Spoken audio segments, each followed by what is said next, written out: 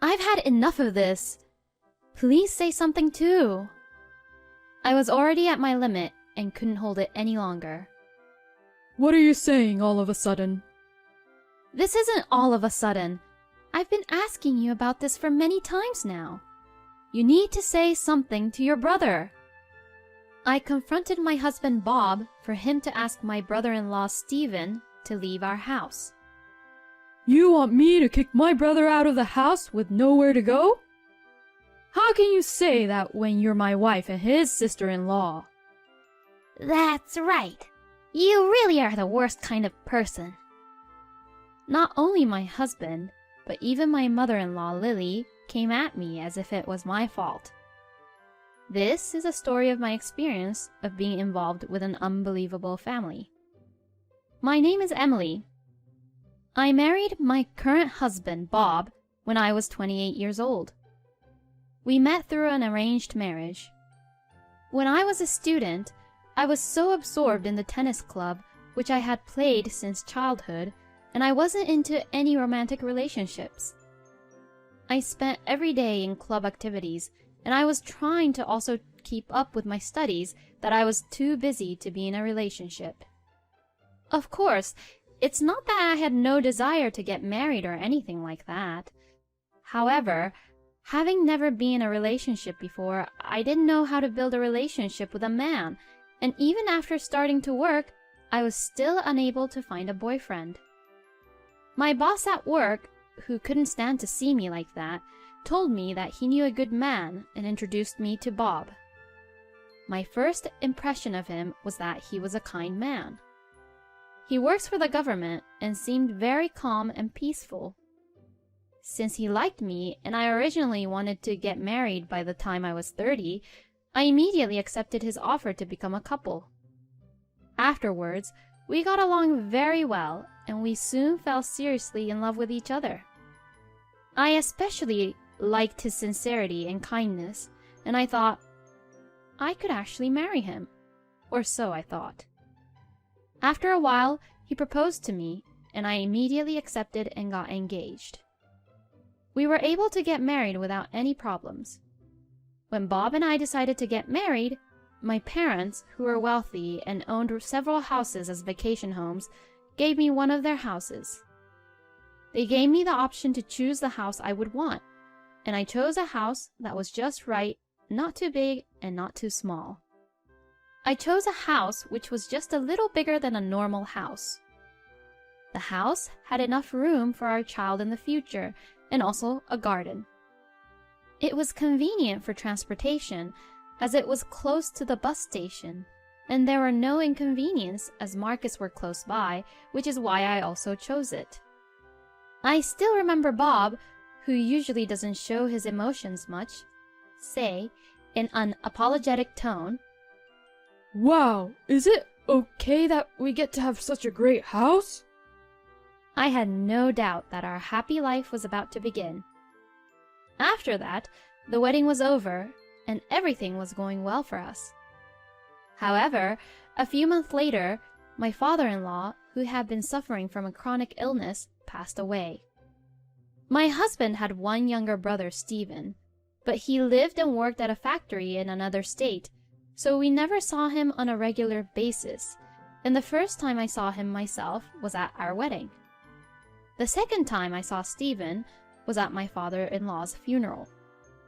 After my father-in-law passed away and Lily was left alone at home, Bob began to contact my mother-in-law Lily frequently. At the same time, Lily began to frequently come over to our house. It is true that Bob was the eldest, and perhaps he felt a certain amount of responsibility as the eldest son. It wasn't hard to understand why he was worried about Lily, who was left alone, but I was busy with work at the time, and home was the only place where I could relax, so I was a little concerned that Lily was sitting there when I came home. And this had kept on continuing for a few months, and one day, my husband suggested me his idea.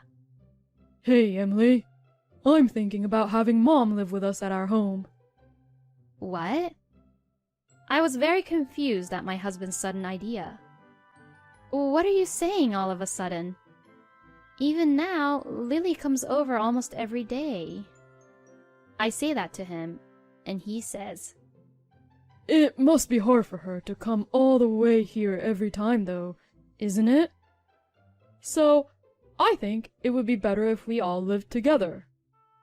Bob says, with his bright, sparkled eyes. It seems as if he had just come up with the best idea of his lifetime. Wait a minute. I don't like it when you say things like that all of a sudden. We have our own lives and lifestyle here. I try to back up my point, but he says, I mean, this house is too big for just the two of us, isn't it? We have plenty of rooms, and I think it would help Mom a lot if we lived together. He says that, and it seemed like he didn't want to listen to my opinion. I didn't really give him a concrete answer, but Bob kept on going on, and if anything happened, he would say, I'm worried about leaving Mom alone. To me. I honestly wasn't too keen on the idea, partly because we had just started our new married life. But if Bob tells me that he's worried about Lily, I couldn't really say anything back to him. While I was avoiding to give a definite answer, Lily sold their family home, and I was half forced into a situation where I had to accept her into our house. At first, I blamed Bob for proceeding everything without me agreeing to him, but when he said, We don't have my parents' house anymore, and my mom has no place to live, so we have no choice, I kind of lost all interest in talking back to him. After that, life was very difficult for me. I wasn't harassed or got bullied by Lily, but I didn't like being told, You're his wife, right? At every little thing, and I hated it. You are married to my son, so you should serve your husband's family. She seemed to have this old-fashioned way of thinking, and when I gave priority to my work, she repeatedly told me, You are my daughter-in-law, so you should be more aware of that. But since Lily came over to our house, I myself became too lazy to stay at home and spent many days working overtime at the office. I was still living an ordinary life, dodging sarcastic remarks from Lily in my own way every day. Until that incident happened. Sometime later, my brother-in-law, Stephen, who had been living and working at the factory in another state, announced that he would quit his job at the end of the year and come back to his parents' house. Bob and Lily and I were surprised at Stephen's sudden announcement, but we had more important things to think about. We had to think more about where he would come back to. Their parents' house had already been sold, and he could no longer live there as he wished. When Stephen, who was ready to come back to his parents' house, came back here, he blamed Bob and Lily for selling the house without any notice while he was gone. Hey, I ain't hear nothing about the house being sold. What the hell are you doing? Stephen used to be in a gang, and his looks were pretty flashy, and also had a very rough tone of voice. I had never been involved with that kind of person before, and to be honest, I was not very good at it and wanted to stay away from him as much as possible. I'm sorry, but I was worried about Mom living in that house all by herself. I thought you were going to live and work over there for a long time too. My husband tried to calm him down, but... Huh? What the hell? How dare you decide it all on your own? You better take responsibility for this. He yells at Bob. Bob is supposed to be his eldest brother, but he just freaked out once Stephen starts yelling at him. In the end, he couldn't say anything back and just looked down with a pale face. My father-in-law had said before he died that if anything happened to him, he would leave all the affairs of the house to Lily. Stephen, who left his parents' house without permission, worked out of the state, and didn't send any money, has no right to blame Lily and his family. That's what I thought in my mind, but in the end, we couldn't come to an agreement, and Stephen ended up moving in with us on the condition that he would stay with us until he found a new job. I was completely against it and complained. I can't have Stephen living with us too. Now that Lily has come to live with us, our living expenses are getting higher and higher. I complained to Bob, but he told me that he would make him leave as soon as he found a job, so I had to put up with it until then. I couldn't just refuse Stephen and request him to move out all on my own, so I had no choice but to have Stephen move in with us for the time being. At this point, my mentality was already shattered, but the real hard part came after that. First of all, Stephen had not tried to look for a new job even after a month, despite the fact that he was supposed to be looking for a new job. He didn't even look at any job listings, he didn't go to job interviews, and he just spent his days lounging around in the living room. Some days, he would stay in his room and blast loud music, and other days, he would occupy himself with the TV in the living room for hours, and seeing that, I was getting more and more stressed every day. To top it all off, I had just come home from work and he would ask me, "Where's the meal?" or, "I'll be the first one to take a bath, so prepare the bath quickly." I just couldn't stand this any longer and complained to Bob about it. Hey, it's about Stephen. Can't you do something about his attitude? Because he's treating me like his housekeeper. "What do you mean, a housekeeper?" "He thinks of you as his own sister and adores you in his own way, you know." Bob says this as he laughs away. Adores me? No way. He orders me to do things, you know. This is just like being his housekeeper. I'm not a servant in this house, you know. When I got very emotional, he said, "You should be fine, Emily. You're my wife after all." My anger reached its peak as he said that, so I am only your wife and not your brother's wife, and ended up yelling at him. "Please don't make a big deal out of this. You're right, Emily. You're not his wife. But it won't change the fact that he's your little brother, right? Please, don't be a hassle, and just make it work with him somehow." That's what he says to me. I was disappointed in what Bob had said.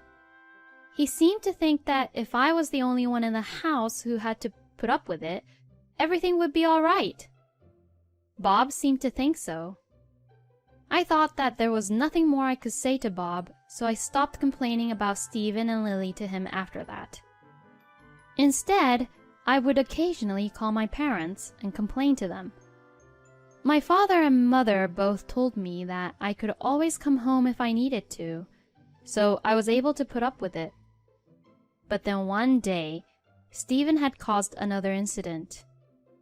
When I returned home after work, I saw a fire truck parked in front of our house. When I wondered what was going on, several firefighters came out of the front door, and I saw Bob and Lily thanking them. After seeing the fire trucks leave, I questioned Bob. What is the meaning of this? Why were the firefighters at our house? Bob and Lily looked at each other and awkwardly started to tell what happened. "Well, Stephen was smoking, and the cigarette butts from his cigarette caused a fire." What?